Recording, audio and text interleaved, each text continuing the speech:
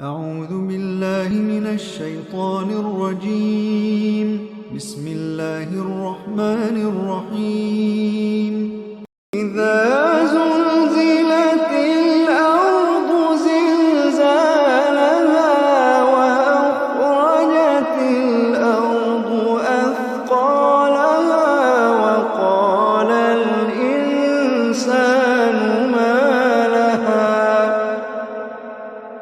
إذا زلزلت الأرض زلزالها وأخرجت الأرض أثقالها وقال الإنسان ما لها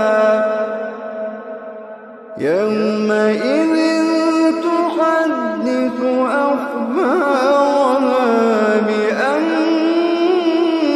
ربك أوحى لها يومئذ يصدر الناس أشتاتا ليروا أعمالهم فمن يعمل مثقال ذرة خيرا يره